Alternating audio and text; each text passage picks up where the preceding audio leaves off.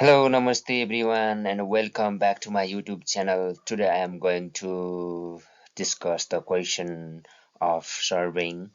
engineering surveying. Question number 231. The 2-point problem as compared to the 3-point problem. 2-point problem 3-point problem को compare मा के हुन्छ भनेर भनेको छ. Question A यानी कि option A मा more laborious, more accurate, quicker, and D all of the above हुन्छ भनेको छ. 2-point problem as compared to 3-point problem भनेको छ. 3-point problem method को तुलनामा 2-point problem method के हुन्छ त more laborious हुन्छ भन्ने कुरा भइहाल्यो है. 2-point problem method मा चाहिँ के हुन्छ भन्दाखेरि फाइन्डिङ लोकेसन है. यो चाहिँ के हो त भन्दाखेरि प्लेन टेबलको चाहिँ रिसेक्सन मेथडहरु भित्र पर्छ, जसले गर्दा अलरेडी दुईवटा पोइन्टहरु हामीलाई चाहिँ नोन हुन्छ र तेस्रो स्टेसनहरु चाहिँ हामीले के गर्छौं त यसमा ट्र्याक गर्छौं, अथवा चाहिँ अलरेडी दुईवटा प्रिभियस स्टेसनहरुको हेल्पबाट चाहिँ थर्ड स्टेसन हाम्रो चाहिँ थर्ड स्टेसन चाहिँ फाइन्ड आउट गर्नको लागि चाहिँ यो प्रयोग गरिन्छ है. Compare by the table on the set value means of the citing the two well-defined point whose the location have previously been plotted on the set is known as the 2-point problem methods भनेको छ हो. Next यसमा जाम the less accurate and more tedious than the 3-point problem methods भनेको छ. यो भनेको चाहिँ के हो त एक्युरेट पनि 3-point problem भन्दा कम हुन्छ र अर्को कुरा के हुन्छ त मोर टेडियस हुन्छ भनेको चाहिँ है त्यो भन्दा लेन्दी हुन्छ काम गर्नलाई भन्न खोजेको कुरा भइहाल्यो. नेक्स्ट क्वेशनमा जाम the 3-point problem can be solved by भनेको छ. 3-point problem मेथड चाहिँ कुन विधिबाट चाहिँ सल्भ गर्न सकिन्छ भनेको छ. अप्सन ए मा tracing paper method, option B मा ग्राफिकल मेथड, अप्सन सी मा trial and error method, option D मा चाहिँ अल अफ द अबभ भनेको छ. यसको आन्सर चाहिँ के हुन्छ त 3-point problem मेथडलाई चाहिँ हामीले क्याल्कुलेसन गर्दा अथवा सल्भ गर्दाखेरि चाहिँ यो तीनै प्रकारको मेथडहरु हामीले के गर्न सक्छौं युज गरेर सल्भ गर्न सक्छौं भन्ने कुरा हो. ओके, अब यसको अप्सनमा चाहिँ जाम, यसको चाहिँ एक्सप्लेनेसनमा जाम. 3-point problem method भनेको finding the location of the station occupied by the table on the set है. कुनै पनि एउटा सेटमा चाहिँ टेबल यानी कि स्टेसनहरुमा चाहिँ त्यस्तो स्टेसन पत्ता लगाउने हो जसको साइटिङ गरेर है, जसमा चाहिँ तीनवटा वेल डिफाइन्ड पोइन्टहरु चाहिँ के हुन्छ त प्रिभियसली चाहिँ के गरेको हुन्छ प्लटेड गरेको हुन्छ सेटमा. त्यसलाई चाहिँ हामीले के भन्छौं त 3-point problem method भन्छौं. यहाँ 2 भएको छ, यो चाहिँ कति हो त 3 हो है. 3-point problem method भनिन्छ. Okay, more accurate and less tedious than the 2-point problem method भनेको more accurate हुन्छ 3-point problem method र less tedious हुन्छ भनेको चाहिँ काम गर्न 2-point problem को भन्दा कम लेन्दी हुन्छ अथवा चाहिँ थोरै लेन्दी हुन्छ भन्ने कुराहरु हो है. अब the 3-point problem method is solved by the 3 method. यसमा चाहिँ तीनवटा मेथडबाट चाहिँ मेनली क्याल्कुलेट गरिन्छ अथवा सल्भ गरिन्छ है. मेकानिकल और ट्रेसिङ पेपर मेथड भन्छ, अर्कोमा चाहिँ ग्राफिकल मेथड भन्छ, अर्कोमा चाहिँ लेजम्यान्स और ट्रायल एन्ड एरर मेथड भन्छ है. लेजम्यान्स और चाहिँ ट्रायल एरर मेथड भन्छ. यो भनेको एउटै हो, ठीक छ.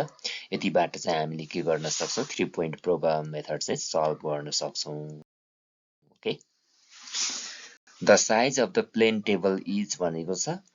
600 by 750 mm, 450 by 800 mm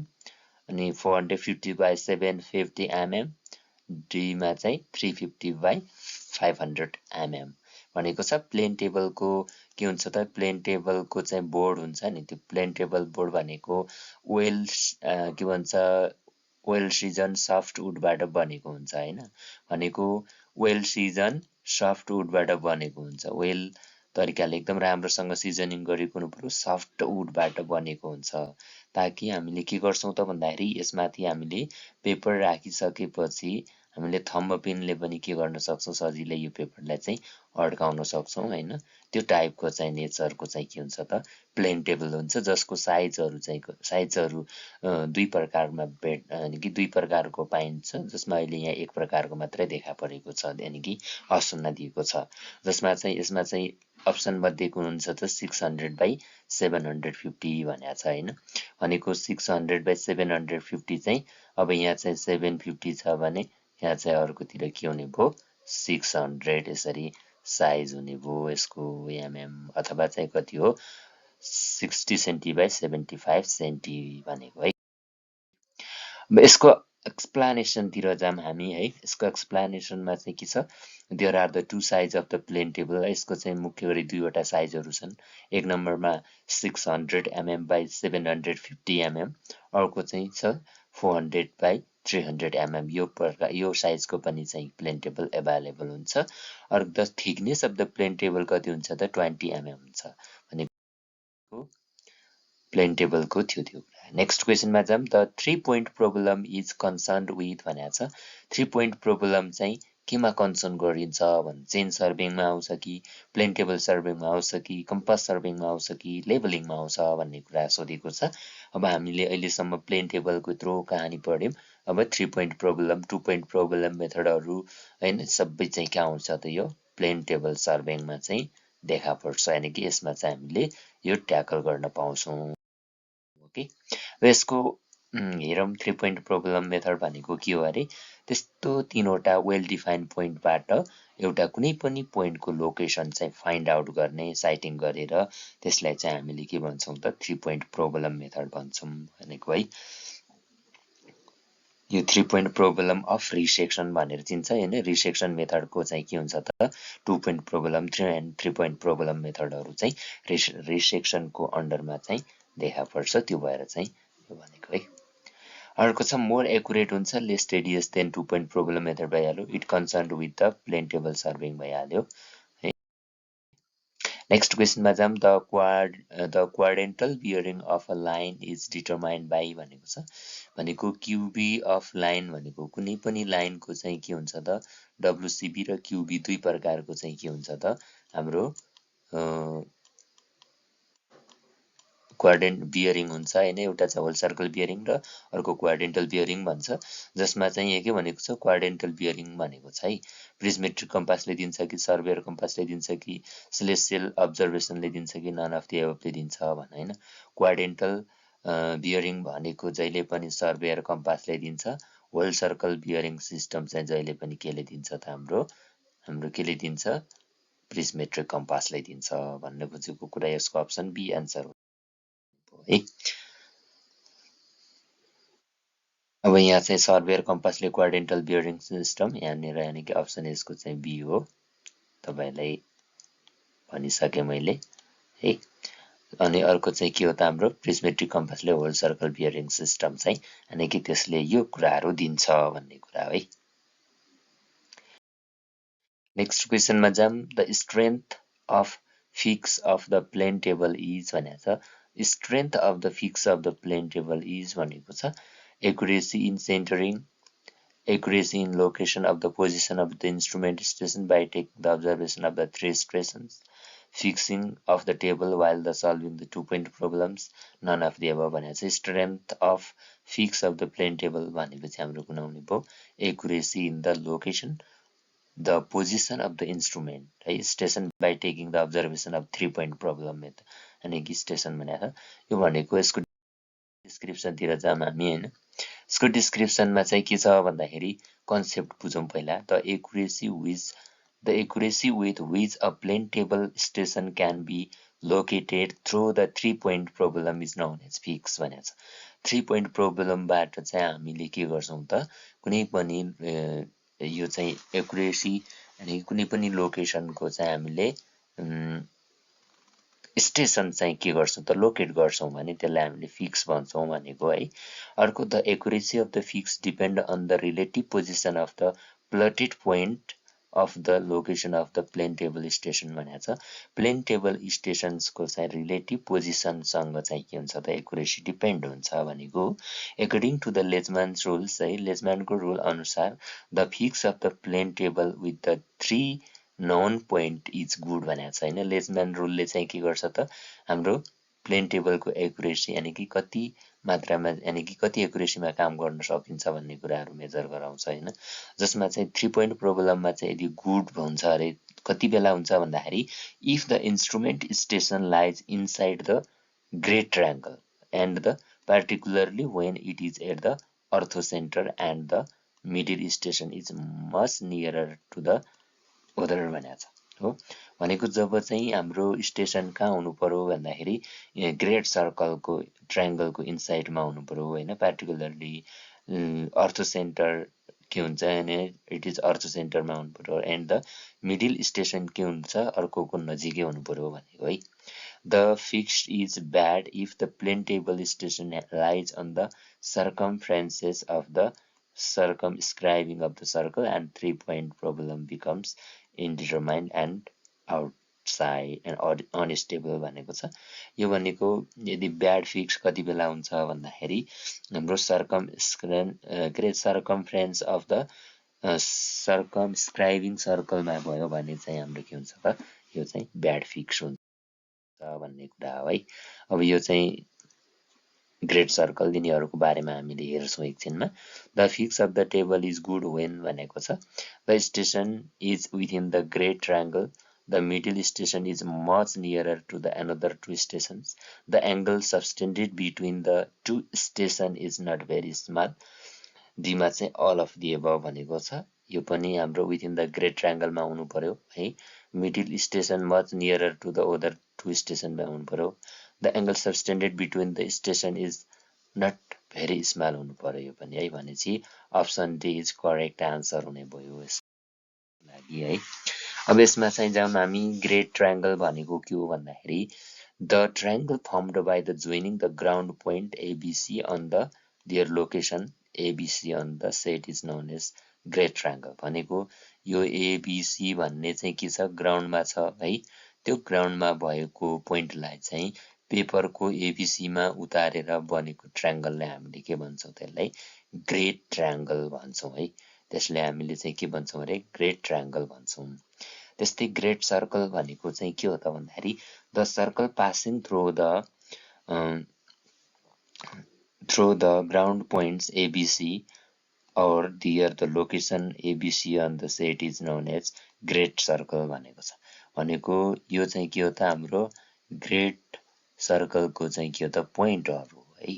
यो चाहिँ हो अब यसलाई चाहिँ पेपरमा उतार्नु पर्यो भने यहाँनेर त्यसैको रिलेटिभ पोजिसनहरुलाई चाहिँ यहाँ उतार्छौं भने यसलाई हामीले के भन्छौं त ग्रेट सर्कल भनेर चिन्छौं ओके अब चाहिँ नेक्स्ट क्वेशन तिर जाम a poor fix of the table is भनेको छ व्हेन द स्टेशन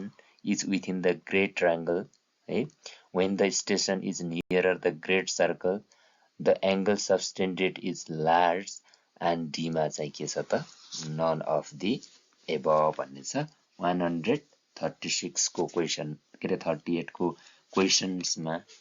236 नम्बरको क्वेशनमा चाहिँ हामीले यसको आन्सर कुन हुन्छ भन्दाखेरि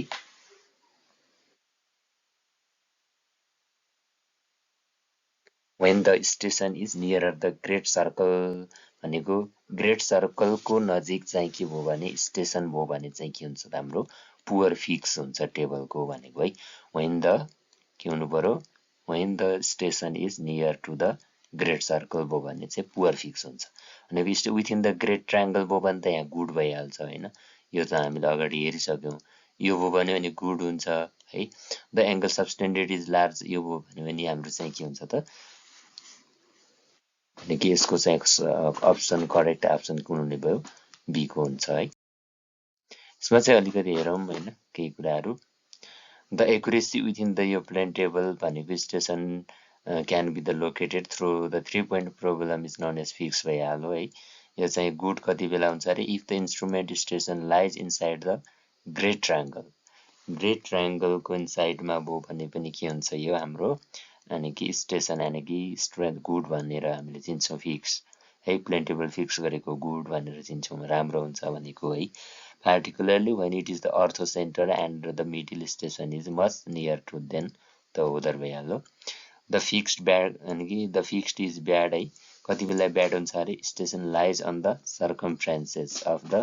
circumscribing circle and यो भनेको nearer the त्यही circle भइहाल्यो हैन there are the 3-point problem becomes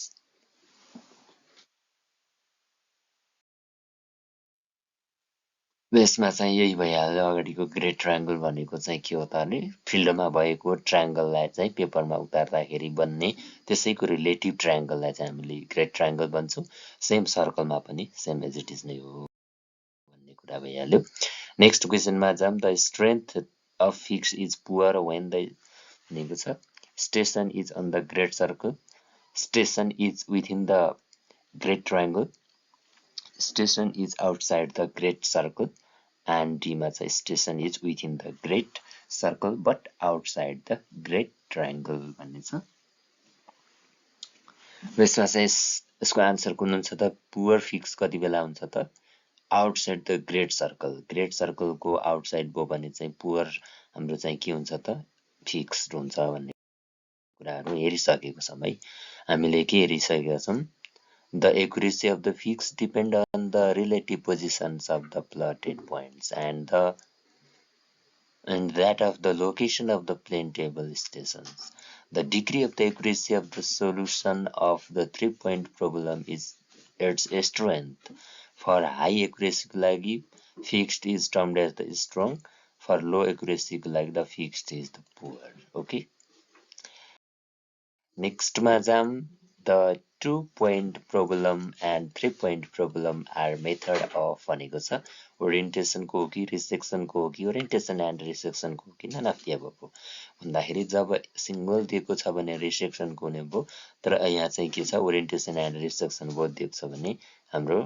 much nearer answer चाहिँ के हुन्छ त ओरिएन्टेसन एन्ड रिसेक्सन को चाहिँ 2-point problem र 3-point problem मेथड चाहिँ यसको हुन्छ ओके